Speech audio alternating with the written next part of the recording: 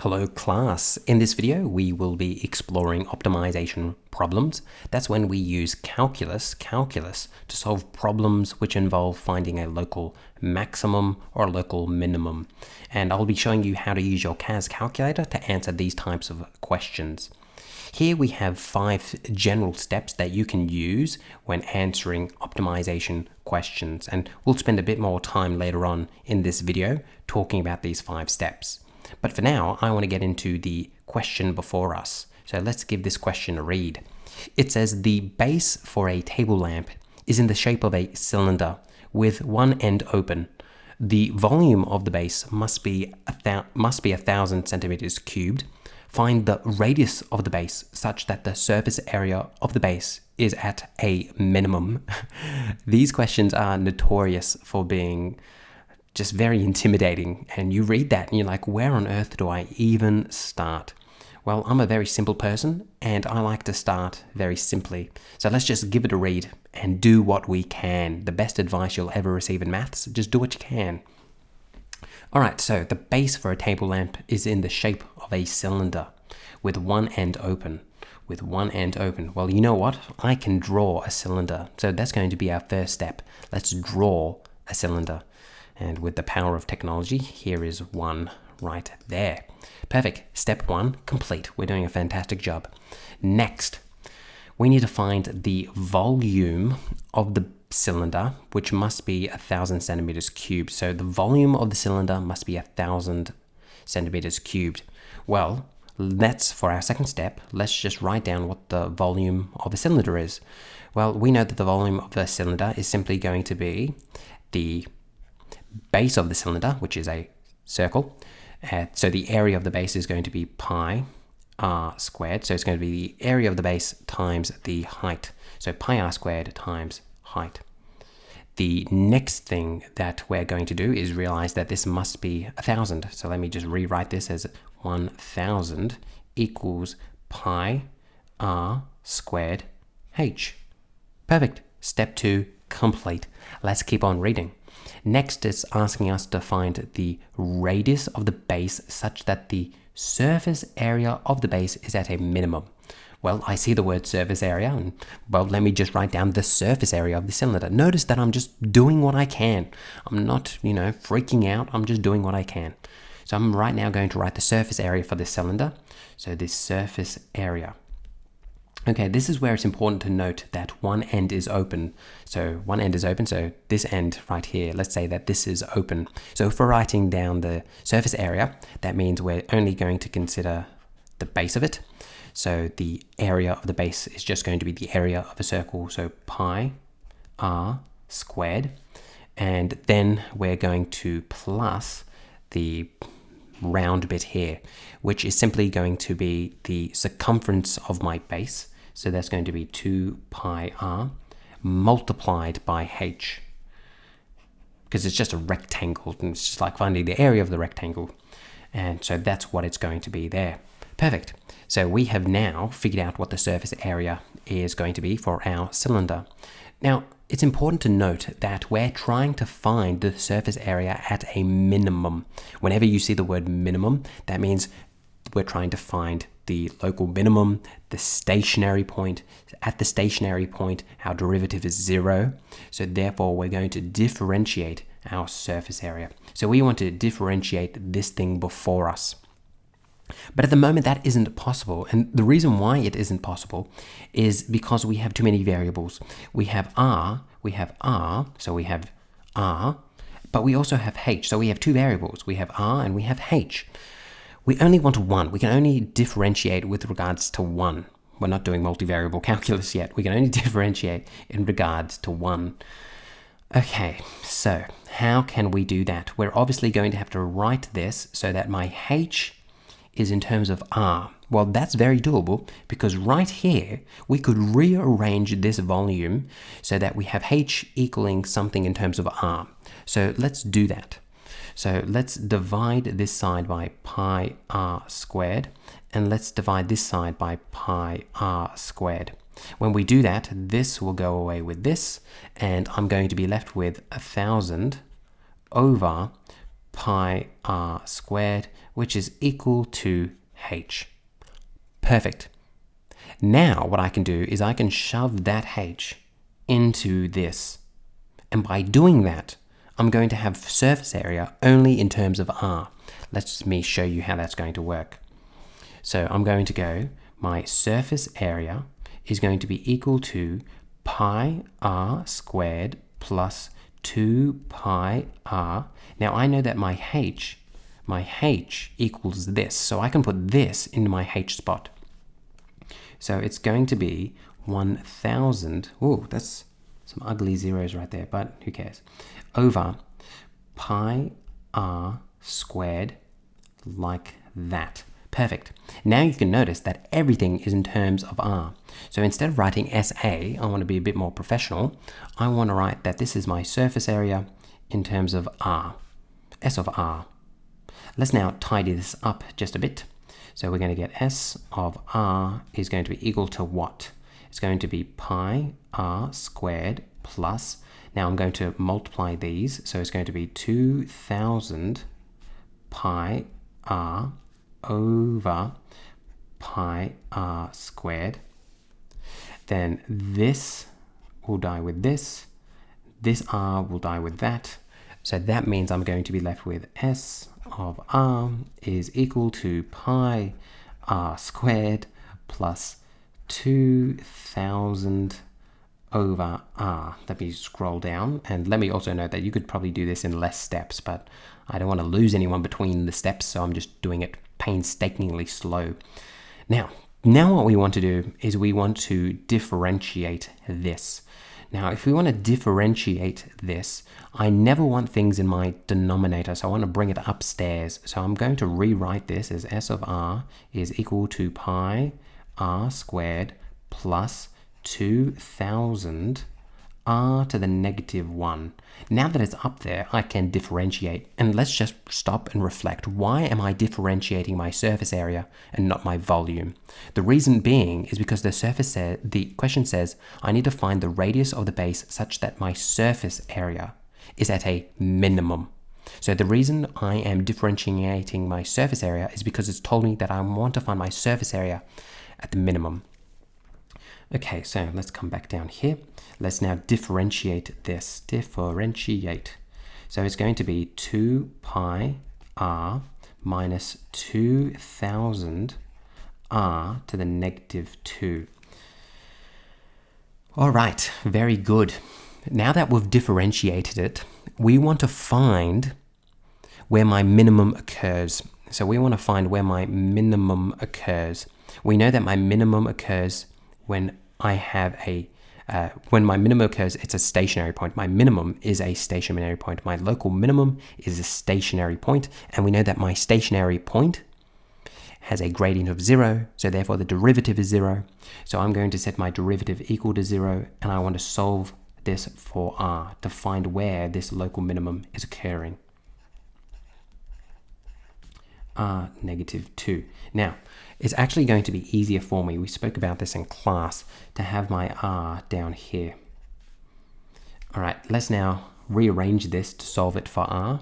So the first thing that I'm going to do is I'm going to bring this over to the other side, which is going to be equal to 2 pi r. Then I'm going to multiply r squared back up here. So I'm going to get 2000 equals 2 pi r cubed. And then I'm going to divide both sides by 2 pi. So I'm going to get 2000 divided by 2 pi is equal to r cubed. I can then cancel out these 2's. So I'm going to get 1000 up top over pi, which is equal to r cubed. And then what I'm going to do is I can cube root both sides. And I'm just going to write that cube root as this, like that, r. Perfect. So that means that when r equals this, I'm going to get my local minimum.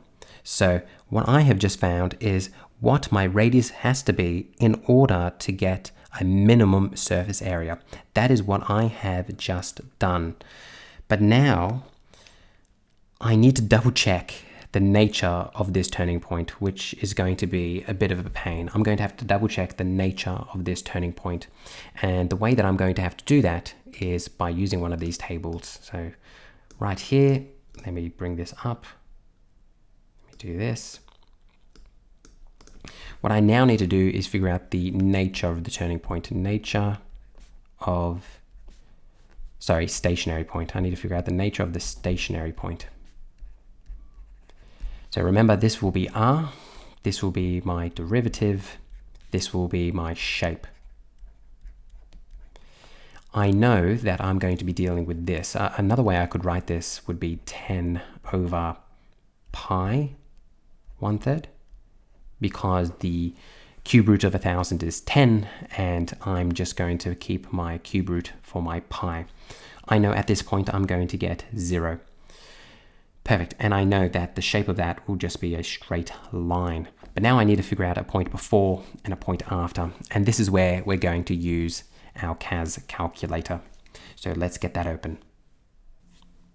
All right, so now that we've got our calculator up, I want to take you through this whole process using the calculator. So not just finding the nature of the stationary points, let's actually begin with our function for our surface area.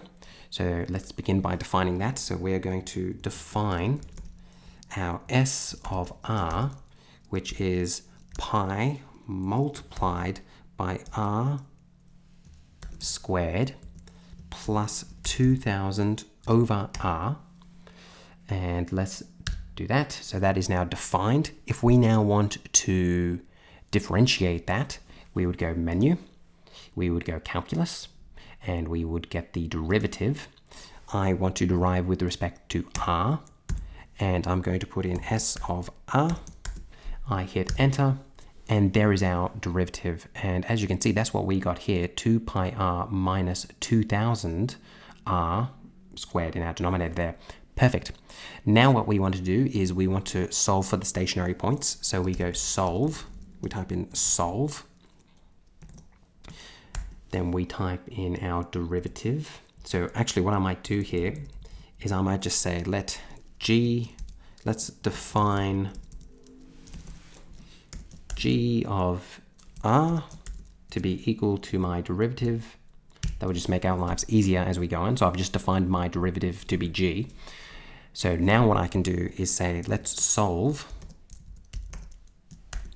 g of R is equal to 0 for what are values, hit enter, there it is. And that's exactly what we found over here. So as you can see, we have 10 over pi to the 1/3, 10 over pi to the 1/3. Look at that, aren't we smart? All right, now what we need to do is we need to test points before and test points after. Now, what's a point before 10 over pi 1/3? So what you might want to do here is actually just highlight this, just bring it down here, and let's just find the approximate value of that. It's 6.827. So if I put that into my derivative, if I put this number into my derivative, I'm going to get 0 out. And now that's really, really small because I didn't put in the exact value. I would have to put in the exact value to get 0 out. So if I put that into the exact value, I get 0. When I put an approximate, it doesn't work precisely. But when we're finding the nature and we're testing points before and after, we don't have to be precise. So let's just pick a point before what our approximate is. So if we come to that is our approximate right there, 6.827. That's the approximate value of it. So if I just go, all right, g of 6.7. Now, I'm expecting this to be a local minimum, right? So I'm expecting the derivative at 6.7 to be negative. So let's test if that's true. It is. And then if I test a point afterwards, so let's go g of 6.9. Again, if this is a minimum, I'm expecting this to be positive, and it is. Perfect. So right there, we've proved that this is a local minimum. So I could come over to my table over here, and I could say we put in 6.7, and we got negative 2.46 out, and that's going to be like that. And then I put in 6.9 and I got 1.35 out, and that's positive, so it's going up. Therefore, at x equals, sorry, not x, at r rather, get rid of that, at r equals 10 over pi 1/3, we have a local min. Local min.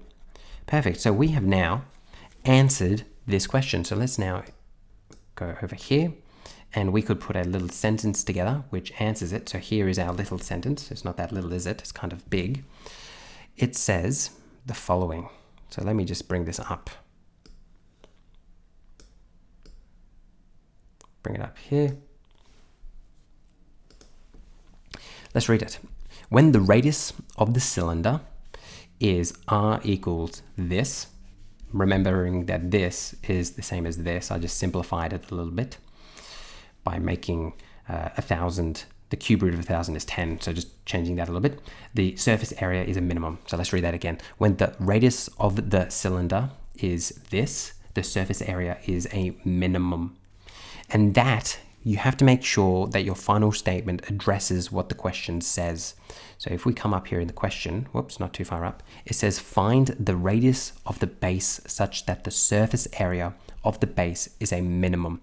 We didn't have to find what the minimum surface area is. We only had to find what the radius was going to have to be in order for the surface area to be a minimum. All right, and that's what our answer is at the end. Let's now spend some time going through the steps that we took in order to answer this question. So let's look at these steps. The first thing that we did was, let's get a red pen, is we drew a diagram showing the relevant information. That's when we drew our cylinder. Next, we expressed the variable to be optimized in terms of one variable we can alter. That's when we got rid of the h and we put everything in terms of r.